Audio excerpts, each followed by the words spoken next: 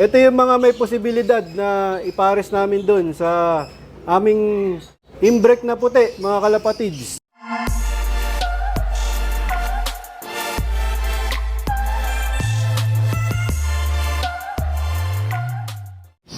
Welcome back mga kalapatids. Siyempre, bago tayo tumapak ng loop, tatapak muna tayo dito sa Campion Multicide Disinfectant. Tapos siyempre, yung ating mga ginagamit na mga supplements. Produkto ng Campion, mga natural na produkto. Nutrigano, Pure Oregano, Eurolibo, Respower at Nutriwin. Tapos siyempre, yung ating patoka, kalapatids, breeder mix. Tignan mo nga kung may singsing na isa. Maliit yung isa. Wala pa. Wala pa. So, wala pang singsing yung isa, mga kalapatids. Buti na-check ni JJ Bigay. Ang sa ko lang, babayan, maliit yun. Old ban na yung... young bird yun, mga kalapatids. Pero old ban category na. Yung maisingsing namin dyan. Kasi nga, naisingsing na namin lahat ng young bird. Itong anak ni Major Payne, mga kalapatids. Sinisingan nga namin ng MacArthur. Ayan, dalawa. Nag-iisa lang siya na sinubuan. Tapos ito nga mga kalapatids, malaki na yung inakay niya. Bali, yung tatay na lang yung iiwanan namin dito. Itong hen na to, ilalagay ko na sa stock lock. Ayan, dito na siya sa mga hen.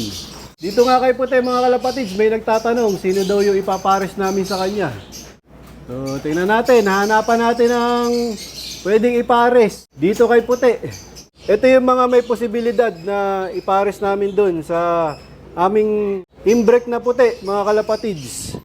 Bali ito yung binread ko ng imbrek sa imbrek, yung magkapatid. Magkapatid na imbrek yung mga magulang nila. Kung natatandaan nyo, ang kapatid dito, yung blue bar na may puti-puti sa sa pakpak, tsaka sa buntot. Ito, medyo maganda nga yung katawan, medyo malapad. Si puti, medyo yun, kulang sa malitang katawan, nakukulangan ako sa muscle ni puti. Ito, maayos-ayos yung muscle nito. Para sa akin lang, mga kalapatids. Gusto ko yung hipo niya, malambot yung balahibo niya. Malambot yung muscle pati. Ito pa isa, hinuli ni JJ Bigay. Tingnan natin kung pwede rin kay puti ito. So ito pa yung pwedeng ipares kay puti, mga kalapatids. Ito naman medyo mahaba yung katawan niya kumpara doon sa isa. Yung isa medyo maiksi na malapad. Ito medyo mahaba, ayan. Pero pare sila, malambot din yung balahibo nila. Malambot yung pagkakahipo, ayan, hindi magaspang yung balahibo. Tapos sa muscle, malambot din yung muscle nito, kaya lang mahaba yung katawan nito. Kumpara doon sa isa. Yung isa medyo maiksi na bilugan, ito medyo mahaba. Pero din to, imbrek din to, mga kalapatids. Ito naman yung bigay sa akin ni Ronald Asanya. Ang lahi nito, Magnum at saka Penalty Boy. Yung tatay nito, lahi ni Penalty Boy, yung nanay. Lahi ni Magnum. Kahit yun, yung isa.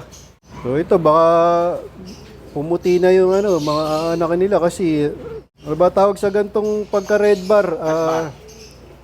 Ice bar? Hindi. May tawag sa gantong red bar, yung maputi na. White bar? White bar? Hindi, nakalimutan ko. Comment nyo na lang mga kalapatids. So ito pa yung isa na pwede namin ipares kay puti, mga kalapatids. Yung imbrek ni Master Pogi. Ito nga yung tatay nung Miss Kikas. Kaya lang, galing sa breeding. Lumit yung katawan niya. Tingin ko, pa to, matatagalan.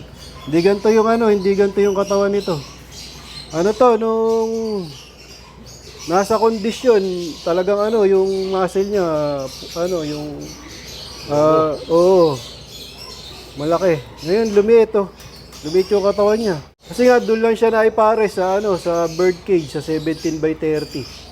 Kaya, isa sa dahilan, kaya inawat ko na rin to mga kalapatids. Napansin ko, lumit nga yung katawan niya. Pero, wala naman siyang sakit, kaya lang, mas gusto ko yung ibon na hindi lumilit yung katawan habang nagsusubo. Pinagpipilian lang namin to mga kalapatids na pwedeng ipares doon sa ibon Doon sa ibon namin na si Puti. Seleksyon na nung pare. Kasi nga may nagtatanong, sino daw yung ipapares namin kay Puti. Tatlo ah. Ito, yung mga posibilidad na ipares namin. Pero hindi pa namin ikakasa yun, mga kalapatids. Ito pa, yung isang pwede namin ipares, oh. Ito na lang. Ayan, Oh, ito yung natitipuan ni JJ Bigay, ang Sakulam. Patingin. ganda oh. Ang laki ng katawan. Oh, sabi ko sa iyo yun. Ang ganda no. Ang laki no. Natutubo pa yan. Oh, nagsusubo to dito sa colony. Ayan, laki ng katawan niya, mga kalapatids, oh. Iba talaga pag nasa Oo, iba yung colony. ibon na pinares namin dito sa colony, mga kalapatids. Laki ng katawan nila. Yung mga galing sa bird cage, mga lumiit yung mga katawan nila. Nawala sa form yung nawala sa kondisyon. Dapat, di ba yung kay Kaway Pogi, kasi tinanggi ko noon. Oo, ganito yung hipo nung kay Master Pogi. Pabalik na namin, mga kalapatids. Busog na busog. Magsusubo pa to.